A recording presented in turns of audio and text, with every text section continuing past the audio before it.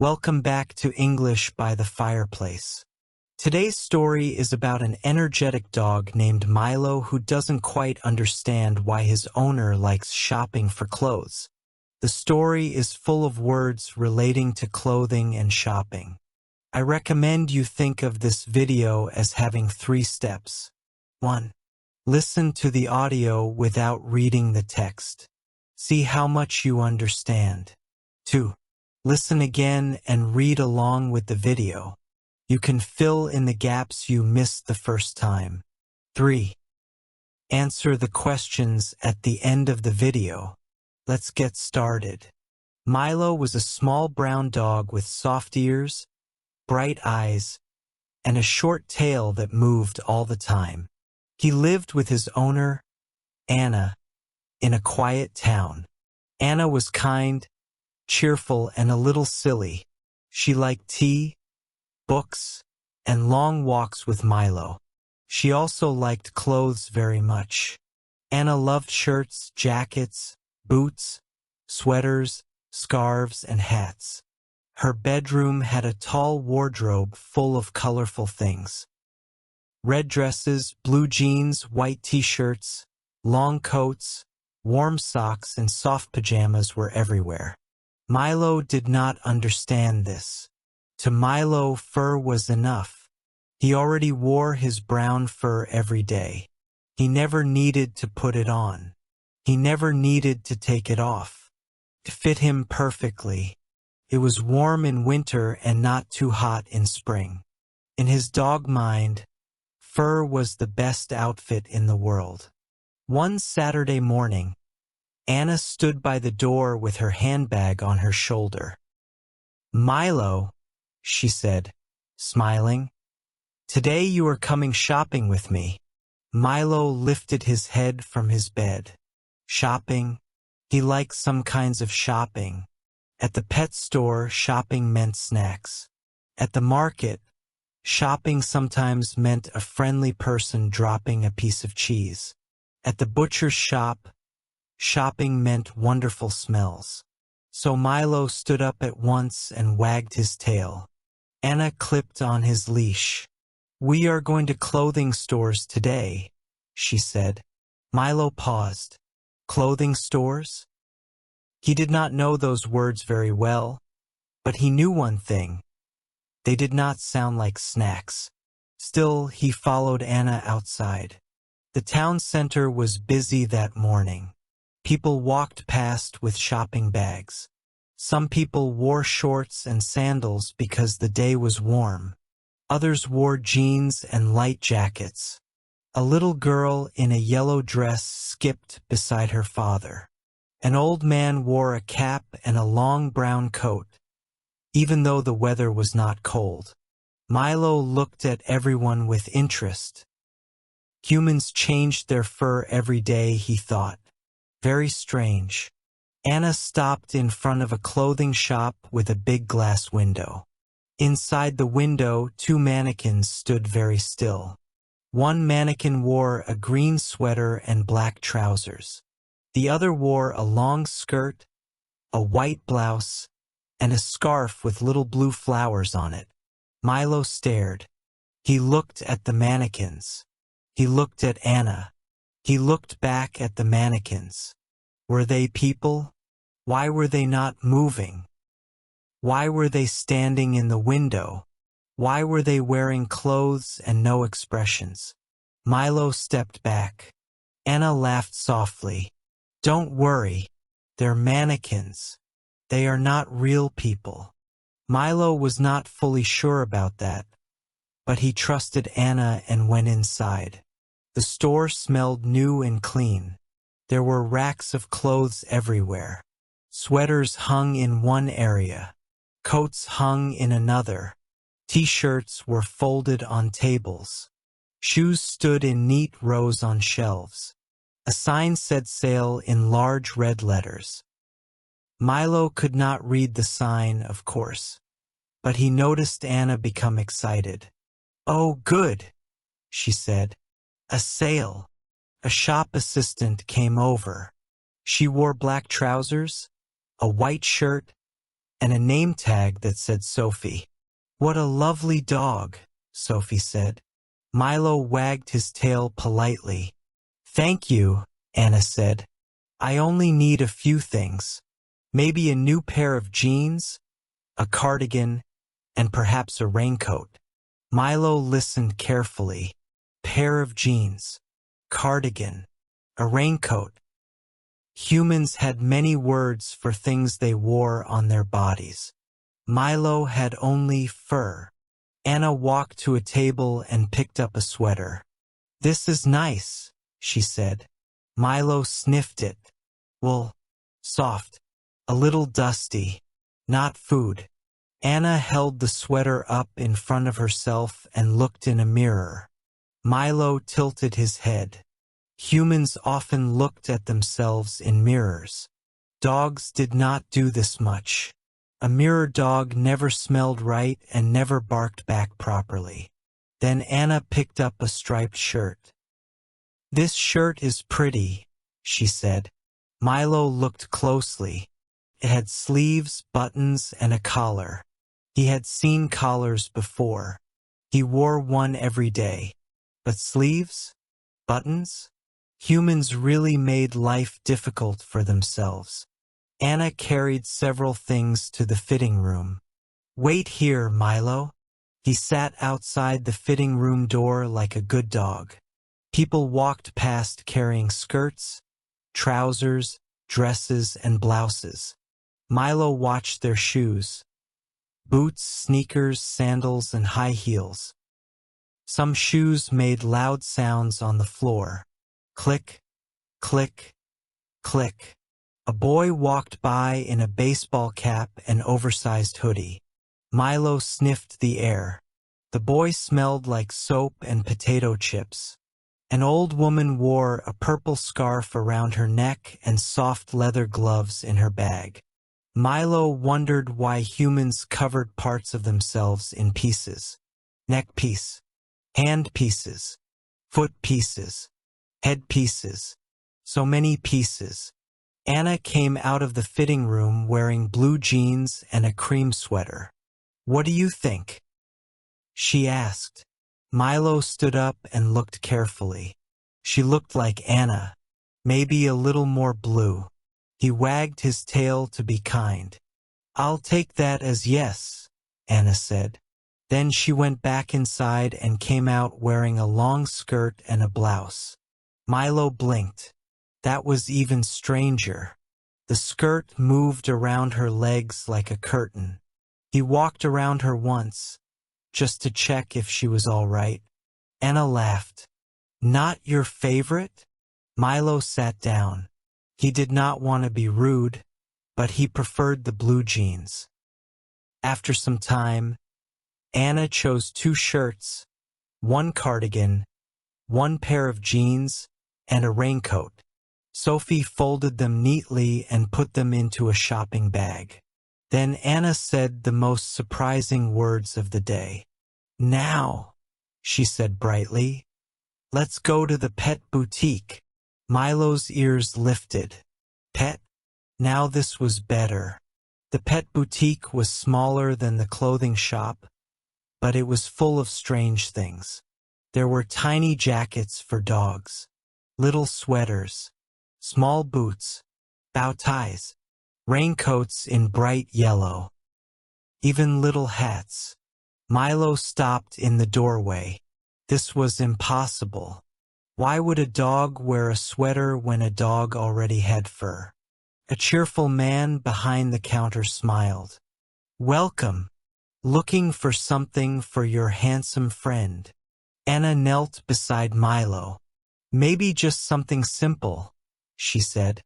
"A light jacket for rainy days." Milo stared at her. A jacket?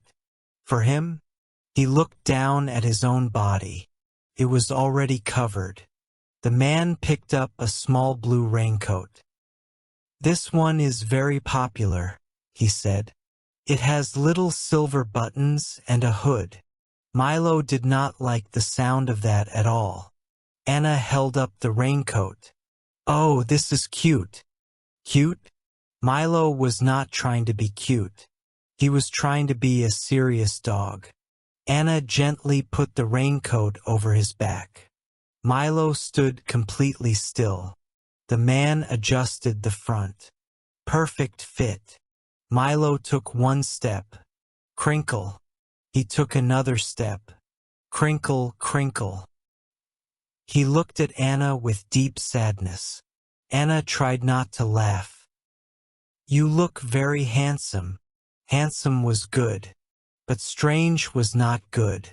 Then Anna pointed at a red bow tie. What about that? No. Absolutely no. Milo backed away quickly. The man smiled. Maybe not the bow tie. Very wise, thought Milo. Anna bought only the blue raincoat. We'll start small, she said. Start? What did she mean, start? They continued down the street. Anna stopped at a shoe store next. Milo stayed outside this time with Anna while she looked in the window. There were boots with laces, black shoes with shiny toes, running shoes, slippers, and tall leather boots. Milo looked at Anna's feet. Humans really cared a lot about feet. Dogs did not wear shoes unless humans had very unusual ideas. A woman came out of the store carrying a shoebox. She looked down at Milo and smiled. Hello, sweetheart, she said. Milo wagged his tail. She wore a beige coat, silver earrings, and black ankle boots. Milo did not know what earrings were for, but he had learned that humans liked decoration almost as much as they liked pockets. Pockets were another strange thing. Dogs had no pockets, and life was fine. Anna sat on a bench for a short rest. She placed her shopping bags beside her. Milo, she said, shopping is hard work. Milo agreed with this. He had learned many new words already. Sweater, cardigan, blouse, skirt, jeans, boots, raincoat, scarf, gloves, fitting room, sale. It was a lot for one dog. Anna took a small bottle of water from her bag and poured some into Milo's travel bowl. He drank happily. Then Anna drank coffee from a paper cup. Across the street, there was one more shop. In the window hung pajamas, socks, slippers, and soft robes. Anna smiled. Just one last store. Milo gave her a long look. One last store, he hoped, really meant one last store. Inside, everything looked cozy. The colors were soft. Cream, pink, gray, and light blue. A table displayed folded pajamas. Another held warm socks with stars and stripes. A shelf showed fluffy slippers. Anna touched a robe. Oh, this looks comfortable. Milo sniffed the fabric. Very soft. He could respect comfort. A shop assistant picked up a tiny dog sweater from a basket near the counter. It was green and had the words "Best Boy" on the back. Would he like this? She asked. Milo would not like this. Anna laughed. He's still learning about fashion. The assistant smiled. That's all right. Fashion takes time. Milo did not know what fashion meant, but he was beginning to suspect it meant humans buying things they already have in another form. Anna bought striped pajamas and 2 pairs of socks. Then at last they walked home. The shopping bags swung at her side. Milo trotted beside her, tired but curious. At home, Anna placed the bags on the bed and began to take everything out. Look, Milo, she said. This is the cardigan. These are the jeans. This is the blouse. And here are my new socks. Milo sat and watched. Then Anna held up his blue raincoat. And this is yours. Milo looked away. Anna knelt beside him. "Only for rain," she said gently. "Not every day." That seemed more reasonable. Later that evening, dark clouds filled the sky. Soon rain began to fall against the windows. Anna smiled. Perfect timing. Perfect for whom? Milo wondered. She put on her own raincoat and then carefully put Milo's blue raincoat on him. This time it did not feel quite as terrible. It was still strange, yes. It still made that little crinkle sound. But when they stepped outside, cool rain landed on Anna's coat and on Milo's raincoat too. His back stayed dry. He paused. This was interesting. They walked down the wet street together. Anna wore boots. Milo wore no boots, thank goodness. But his body stayed warm and dry under the little coat. A neighbor saw them and laughed kindly. "Milo looks wonderful." Milo stood a bit taller. Wonderful was even better than handsome. When they came home, Anna removed the raincoat and rubbed him dry with a towel. "You see," she said, "clothing can be useful." Milo thought about sweaters, scarves, gloves, shoes, coats, jackets, blouses, and jeans. Humans were still strange, very strange, but perhaps not completely foolish. Some clothes were soft, some were warm, some kept out the rain, some had pockets, and apparently some made people happy for no clear reason at all. Milo could accept this. That night, he curled up on his bed and watched Anna fold her new clothes. She placed the cardigan in the wardrobe. She hung the blouse on a hanger. She folded the jeans. She put the socks in a drawer. Everything had a place. Milo yawned. Then Anna picked up the little blue raincoat and hung it by the front door. "Ready for next time," she said. Milo lifted his head. "Next time?" Anna smiled at him. "Don't worry. No bow ties." Milo relaxed again. That was important. Over the next few weeks, Milo learned more and more. A hat went on a head. A scarf went around a neck. Gloves covered hands. Socks went inside shoes. A belt went around the waist. A hoodie had a hood. A coat was heavier than a jacket. Sandals were for warm weather. Boots were good for rain. Pajamas were for sleeping. He still thought many of these ideas were unnecessary. But now, when he saw people in town, he understood them a little better. The man in the suit was going to work. The girl in sports clothes was going running. The woman in slippers was only stepping outside for a moment. The child in a school uniform was on the way to class. Clothes could tell a story. One afternoon, Anna held up a soft red bandana for Milo. "It's not a bow tie," she said. Milo looked at it carefully. A bandana was not too bad. It was simple. It was light. And, most importantly, it did not crinkle. Anna tied it gently around his neck. Milo walked to the mirror in the hallway and looked at himself. Brown fur, bright eyes, red bandana. Not bad. Not bad at all. Anna smiled. Very stylish. Milo did not fully understand the word stylish, but he understood Anna's happy face. He wagged his tail. Perhaps learning human clothing was like learning a new language. First it sounded silly. Then it sounded confusing. Then, little by little, it began to make sense. And if that language also came with compliments and a dry back in the rain, well, maybe fashion was not completely ridiculous after all, especially if it did not include a bow tie. The end. Now let's talk about the story. You can pause the video and answer these questions by yourself. Or you can speak out loud and practice your English.